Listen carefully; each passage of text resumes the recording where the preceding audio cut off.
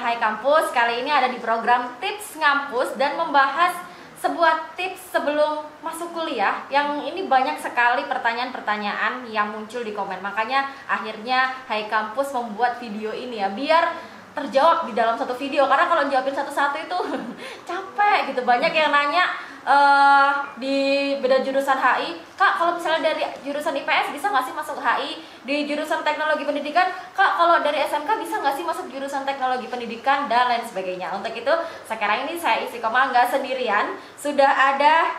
Nah, ini saya agak-agak minder sebenarnya kalau di sini dengan kakak yang satu ini, karena beliau nanti bakalan mengupas tuntas tentang topik kita hari ini di Tips Ngampus, yaitu tentang lintas jurusan. Nah, kuliah lintas jurusan bisakah? Itu yang akan kita bahas ya. Tapi kita sapa dulu. Halo Mbak Indah. Halo Mbak Isti. Nama lengkapnya adalah Mbak Indah Kurniawati. Beliau ini adalah konselor pendidikan Neutron Surabaya, sebuah bimbel yang hits banget di Surabaya, yang sudah pernah kerjasama juga dengan Hai Kampus ya. Nah, Papa nanti ada promosi di belakang, it's okay. Oke.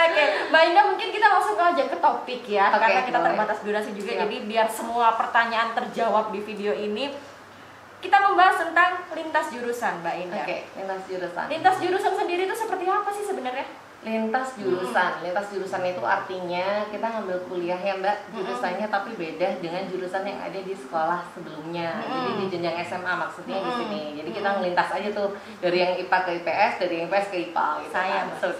Aku juga sama-sama ya. Kalau aku linjur ya. Singkatnya adalah linjur, lintas jurusan. Itu kenapa sih ya kok bisa terjadi lintas jurusan? Kalau saya sendiri sih dulu memang karena ngerasa saya nggak bakalan bisa kuliah di bidang IPA atau sains gitu ya. Apakah Mbak Indah sebagai konselor ya, mungkin sudah banyak menangani siswa-siswa, sebenarnya kenapa sih fenomena lintas jurusan ini ada gitu Mbak?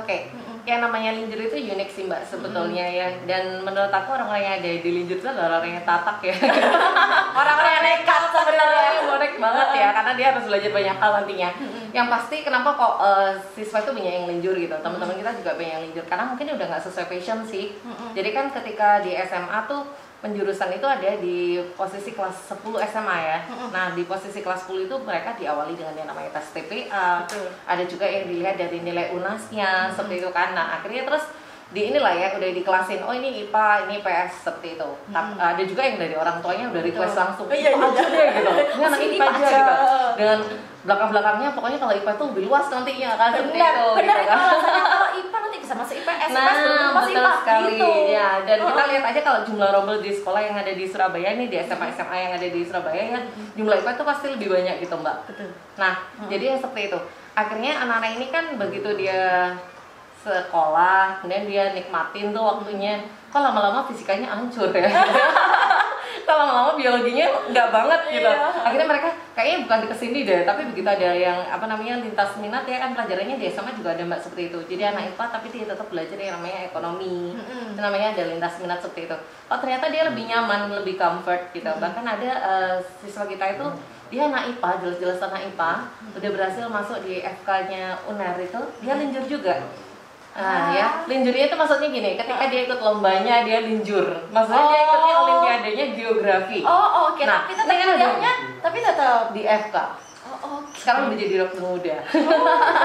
Jadi kan artinya sebenarnya IPS ini juga sesuatu yang unik, yang juga banyak dicari sama siswa IPA gitu kan, jurusan-jurusannya. Nah, jadi emang mereka menemukan mungkin passionnya ya. Jadi kata kuncinya mungkin passion itu sebagai latar belakang utama.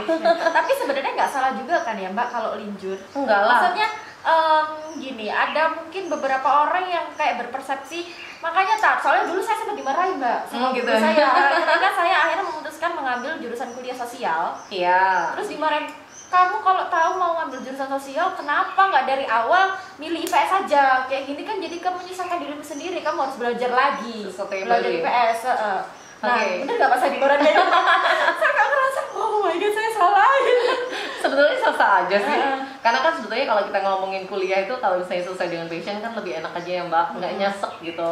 Tapi kalau masalah yang namanya beda banget sama SMA kan ya, kalau SMA itu belajarnya kan emang umum, yang umum-umum aja. Jadi kalau misalnya nggak bisa juga banget sama teman juga enak. Tapi kalau sudah ngomongin kuliah nggak bisa deh, kayak kita harus fokus pada diri kita kan. Jadi kalau misalnya lebih enak passionnya aja dulu. Jadi meskipun lintas jurusan pun Oke, ya oke sebenarnya aja dan masalah sah-sah dan aja. sah-sah aja.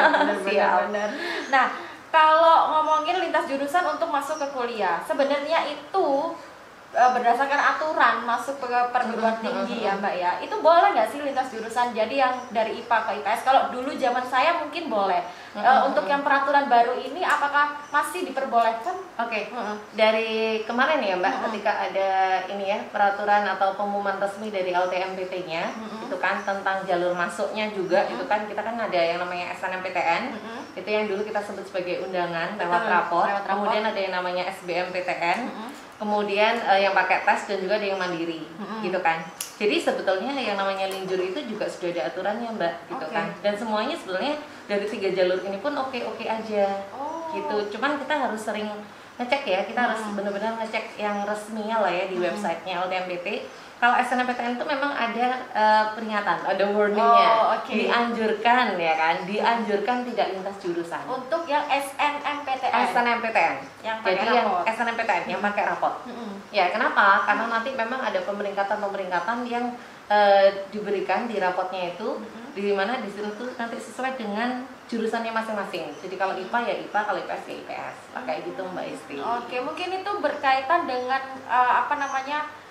Probability masuknya ya, lolosnya gitu ya Mbak Indah. Iya, ya. betul banget. Jadi kalau misalnya linjur mungkin kemungkinannya lebih kecil diterima ya kalau SNMPTN. Betul sekali.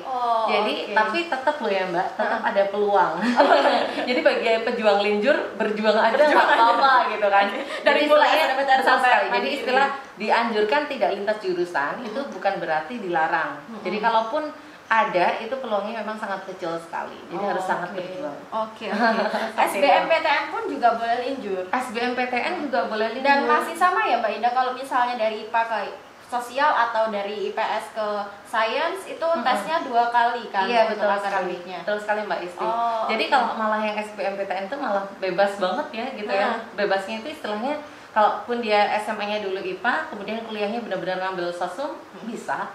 Gitu kan. Kalau misalnya dia anak IPS mau ngambil IPA pun kalau di SBMPTN juga bisa. Karena nanti berkaitan dengan tesnya.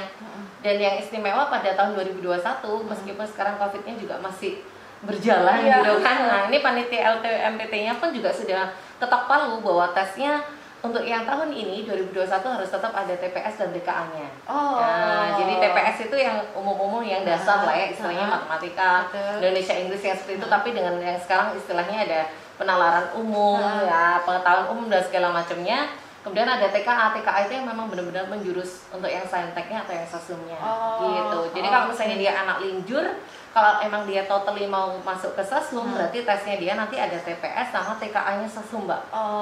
Gitu. Tapi kalau misalnya dia mau linjurnya malah ke IPA, berarti dia TPS dan TKA-nya saintek. Tapi kalau dia mau combine, ya udah siap-siap aja, berjuang aja. Ada TPS, kemudian ada TKA-nya saintek plus TKA-nya sasum. Seperti itu. Berarti ini peraturannya kembali lagi ya. Kan makanya aku bilang anak linjur itu adalah anak yang istimewa. Itu kalau linjurnya dari IPA ke sosial, dari IPS ke sains. Gimana kalau dari SMK Mbak Indah? Kalau SMK ya, kalau SMK juga sebenarnya udah oke Mbak, karena kan memang nanti ada di LTMPT ya, sekali lagi saya cek lagi di websitenya, itu boleh cek nanti masing-masing itu satu-satu. Jadi dari mas kita universitasnya, kemudian nanti masuk ke prodinya, nanti akan dijelaskan ini dia menerima dari mana aja nih jurusannya. Ada yang dari IPA, ada yang dari PS, ada yang dari bahasa. Kalaupun yang SMK itu disesuaikan dengan jurusan yang dia pelajari sebelumnya, jadi harus linear. Harus linear. Iya, kalau untuk SMK seperti itu Mbak. Harus linear ya. Iya, itu. betul. Jangan malas membaca ya, friends ya. Harus dilihat dulu di. Betul sekali. Itu kalau untuk masuk ke perguruan tinggi negeri ya Mbak Betul, Indah. Kan tadi betul kan jalur-jalur untuk masuk ke perguruan tinggi negeri. Kalau swasta gimana Mbak Indah? Hampir sama dia Mbak. Hampir Jadi sama kan ya? jadi kan memang rulesnya hampir sama. Tapi harus ngecek juga ngecek lagi. Kalau misalnya di LTMPT itu kan benar-benar nanti ada detailnya tuh. Kalau ke swasta ya berarti kita cari infonya tentang universitas tersebut, apakah menerima yang linjur gitu. Tapi mostly the same lah. Oke. Nah sekarang untuk persiapannya ini apa aja sih sebenarnya yang perlu disiapkan atau syarat khusus untuk siswa yang akan menjadi mahasiswa lintas jurusan? Itu persyaratan secara berkas-berkasnya atau secara dokumennya, dan persyaratan secara dirinya sendiri gitu Mbak. Oke, ini kita ngomongin persiapannya berarti dua ya Mbak ya, persiapan secara administrasi akademik gitu kan, dan persiapan mentalnya karena kalau kita ngomongin mental ini kudu tatak di sini memang ya. Oke, jadi kalau kita ngomongin administrasi ya Mbak, kalau yang namanya linjur, kita mau yang ini dulu deh, kita mau yang lewat jalur SNMPTN dulu ya. Jadi mungkin di sini kalau kita ngomongin SNMPTN berarti kan dari rapot tuh Mbak, berarti otomatis yang anak IPA nih pengen ke IPS, berarti nilainya dia otomatis dong harus lebih bagus gitu kan daripada si anak IPS tadi. Nah, misalnya nih kita ngomongin jurusannya Mbak Isti misalnya, Ilkom ya, ada Ilkom. Itu kan peminatnya banyak Mbak. Di IPS juga banyak, di IPA-nya juga banyak gitu kan. Nah, otomatis si anak IPA ini dia nilainya juga harus lebih tinggi dong daripada anak yang IPS tadi. Gitu loh. Karena saingannya dua ya. Itu. Jadi dari nilai rapot itu membantu. Yang kedua, yang namanya SNMPTN itu kan ada yang namanya sertifikat. Ya. Jadi kan ada sertifikat yang bisa dilampirkan. Nah, yang ini. Nah, ini kalau misalnya dia ini ada anak IPS nih, kemudian anak IPA. Nah, ini nilainya ternyata lebih tinggi si anak IPA misalnya. Dan ternyata sertifikatnya si anak IPA ini juga pernah menang nih. Yang istilahnya lomba-lomba atau kompetisi emang linear dengan jurusan yang mau diambil misalnya. Misalnya dia anak Ilkom nih, milihnya Ilkom. Kemudian dia pengennya dia pernah ikut yang namanya lomba-lomba jurnalistik. Dan anak IPA ini ternyata menang gitu. Ya ini kan berarti peluangnya lebih gede Mbak Isti. Itu kalau SNMPTN. Jadi emang apa yang membuat dia extraordinary dibandingin yang anak IPS itu yang harus ditonjolkan juga, dimasukkan juga. Gitu. Itu yang namanya SNMPTN.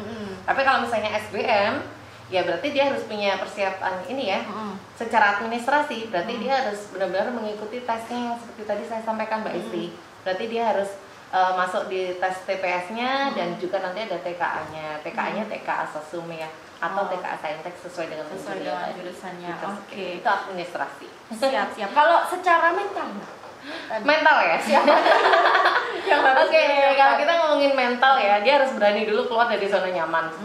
Itu sih ya. Jadi mentalnya dia harus tatak dhisik. Tatak apa? Oh ya, saya harus tatak nih, belajar sesuatu yang baru. Berarti kan itu dia keluar dari zona nyamannya. Betul. Gitu loh.